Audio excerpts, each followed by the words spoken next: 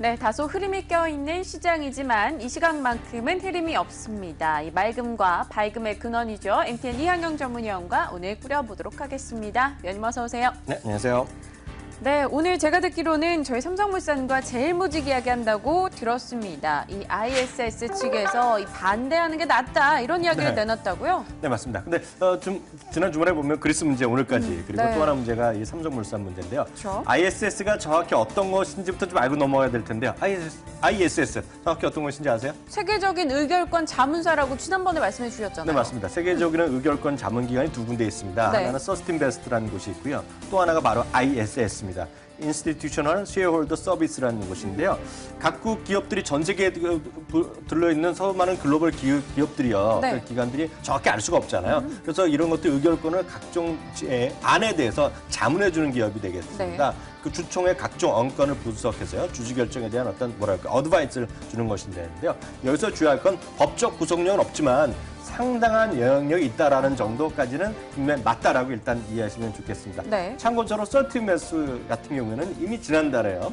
국내 자산운용사랑 국내 투자자문사 몇 군데에서 이런 얘기를 했어요. 삼성물산과 제일모직 합병은 삼성물산 주주들에게는 절대적으로 불리하다는 얘기하면서 네. 이번 안건에서 반대하는 의견을 냈는데요. 이번에 ISS를 놨기 때문에 어떤 반응이 나올지, 어떤 영향을 미칠지 한번 궁금할 수밖에 없겠습니다. 네, 이번에 ISS의 의견이 외국인 표심에 상당한 영향을 미칠 것이다라는 시장의 이야기가 많았습니다. 이 세계적인 의결권 자문사에서 계속 반대하는 게 낫다라는 의견을 내놓고 있는데 이들이 허튼 소리 날 리는 없고요. 네. 그들이 이유가 있을 것 같아요. 근거가 뭡니까? 나름대로 몇 가지 얘기를 하고 있는데 가장 우리 쉽게 얘기하면 네. 삼성물산의 가치가 저평가되어 있다라는 얘기하고 있고요. 쉽게 얘기해서 어떤 1대 몇 이렇게 하면서 주주 합병 비율이 있는데 물론 절대적으로 우리나라 법적으로 보면 시가총액 대비를 하는 것인데 네. 자기네가 보기에는 계산이 완전히 안 맞는다는 얘기를 하고 있습니다. 그러니까 한국 법률에 부합한다는 걸 인정하고 있어요. 다만 삼성물산은 저평가되어 있고 제일모직은 고평가되어 있기 때문에 네. 삼성물산은 심각하게 주주가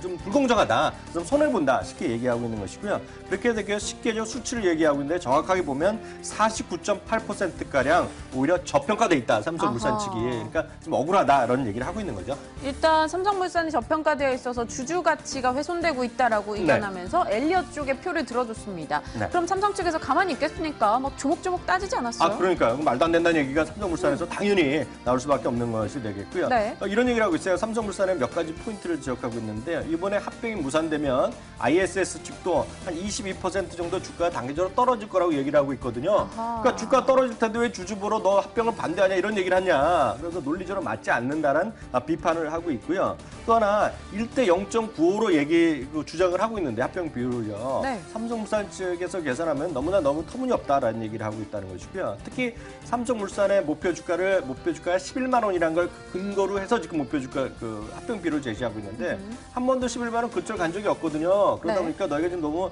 좀 무지막지하게 계산 합적을 너무 뻥튀기 한 것이 아니냐라는 그런 주장을 하고 있다라고 일단 이해하시면 되겠고요. 삼성물산 그래서 자기네가 워낙 제시하고 있는 1대 네. 0.35에서 1대 0.44 정도 수준이 맞다라는 주장을 하고 있는 거죠. 아하, 일단 ISS 측에서 반대를 의견을 내놨습니다. 하지만 시장에서는 이들의 반대 목소리가 영향 적을 것이다라고 얘기가 있어요.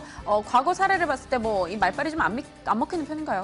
그건 절대적으로 아닌데요. 다만 이게 100% 무조건 그들의 의견대로 되는 것은 아니라는 건 분명하죠. 그렇기 때문에 최근의 사례, 국내외 사례를 한번 살펴볼 수 있겠는데요. 일단 우리나라에서 오래 있었던 것만 보면은요, CJ라든가요, SK CNC, 효성 등에 대해서 국내 기업들의 주총에 일단 의견이 나와 있는데 그 주총의 기업 측의 의견, 어떤 경영진의 의견에 대해서 ISS가 반대 의견을 냈어요. 네. 반대 의견을 냈지만 결국 원안대로 통과됐습니다. 그러니까 IS의 의견이 무시됐다. 시장에서 반영되지 않겠다고 보셔야 되겠고요. 우리나라뿐만이 아닙니다. 올해만 들어서도요. 구글, 캐터필러, 그리고 도요타, 소니 등에서도 회사 측 의견에 반대하라는 입장을 냈지만 네. 결국은 회사의 원안대로 통과됐어요. 그렇기 때문에 ISS 의견이 그렇다고 해서 무조건 그들의 의견대로 된다는 것은 아니다라는 것은 일단 분명히 좀 이해하셔야 될 것 같고요.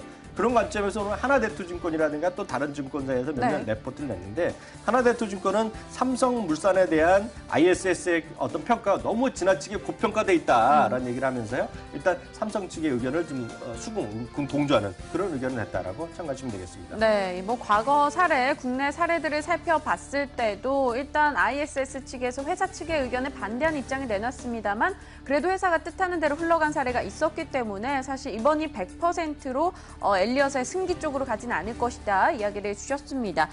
저는 사실 합병 발표 얘기 나왔을 때 쉽게 합병이 될 줄 알았는데 이렇게 좀 장애물이 많이 생기고 있는데 앞으로 이 합병 가능성 어느 정도로 보시는지 몇 대 몇 생각하십니까? 이거 쉽지 않은데요. 왜냐하면 이제 한 두 번째 말씀드렸는데 이게 합병에 어떤 성사되기 위해서는요. 일단 구체적인 조건이 있는데요. 일단 주주총회 이제 다음 17일 날 하는데요. 17일 날 할 때 일단 전체 주주의 절반 이상이 거의 참석을 해야 되고요. 네.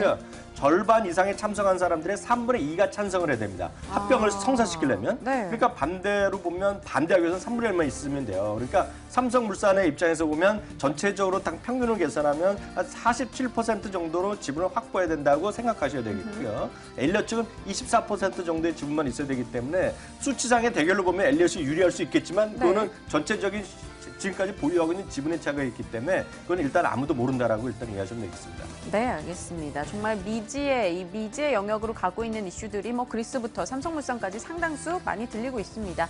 이번에 또 하나의 추가적인 소식이 있었어요. 헤르메스 측에서 삼성 정밀화학의 지분을 몇 퍼센트 인수했다. 7%인가요? 그 정도 7.12%. 가져갔다고.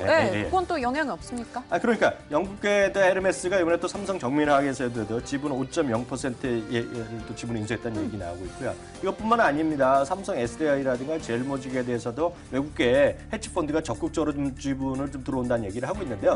이것은 이렇게 보셔야 되겠습니다. 글로벌 자금이 한국 기업들에 대한 공략을 본격화하고 있는 것은 분명히 사실이다라고 보셔야 되겠는데요. 몇 가지 요인이 있습니다. 첫 번째는 대주 지분율이 우리나라 재벌 기업이 상대적으로 낮아요. 그렇기 때문에 이제 우리나라도 그걸 많이 문제를 지적하는 사람이 있겠고요. 두 번째는 유보금이 많습니다. 무슨 얘기냐면 사내 유보금이요? 현금 많이 쌓아두고 있는데 배당을 별로 안 하는 거예요. 그러니까 배당을 빨리 하라, 늘리라 이런 얘기를 하는 거가 되겠고요. 전체적으로 저평가돼 있다는 시각을 외국 사람들이 갖고 있는 거죠. 그러니까 적극적으로 주식을 사서 흔히 얘기해서 주주 친화 정책을 빨리 해라 이런 얘기를 요구하는 것이 외국의 소위 행동하는 투자가 그룹이 되겠는데요. 그런 관점에서 우리나라 삼성그룹뿐만 아니라 어떤 재벌 그룹들 이런 것들이 앞으로도 이런 이슈가 많이 나올 수밖에 없다라고 일단 이해하시면 되겠습니다. 네, 알겠습니다. 점차 들어 행동하는 투자가들이 늘고 있고 우리 시장, 우리 기업에게도 그러한 요구를 많이 하고 있다라고 이야기를 주셨습니다. 자, 이항영 의원님의 이 종목 이야기 상당히 궁금해지네요. 삼성물산, 제일모직 어느 쪽에 표를 던지십니까? 일단 삼성물산, 제일모직 결국은 한 항아리의 의미로 보기 때문에 결국 두 개 다 좋다라고 일단 답을 드릴 수밖에 없겠습니다. 의원님, 그럼 내가 살 수 있는 건 하나밖에 없어라고 한다면 어떤 걸 사시겠어요? 굳이 그 중에 하나를 한다면 애들 보러 뭐 엄마가 좋으냐 아빠냐 좋으냐 이런 건데요. 일단 제 입장에서 보면 이렇게 말씀드릴 수 있죠. 단기적으로 보면 삼성물산에 대한 어떤 저평가 시각이 분명히 있고요. 제일모직에는 고평가 의식이 있지만 결국 합병된다는 뭐 전제하에서 말씀드리면 궁극적으로 보면 제일 상단에서는 가는 거죠. 상단은 지금 제일모직이 되겠거든요. 제일모직이거든요.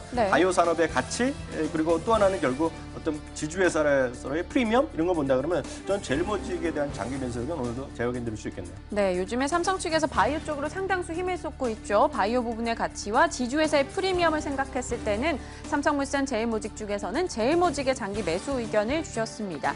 자, 이제 내일 삼성전자가 2분기 잠정치 실적을 내놓습니다. 이 삼성전자 실적에 대한 우려가 상당수 있는데요. 어떻게 보십니까? 여기에 대한 의견도 살짝 붙여주시죠. 삼성전자는 이렇게 보셔야 되겠죠. 지금 7조 원대 이상의 영업이익이 많이 컨센서스가 이루어지고 있는데요.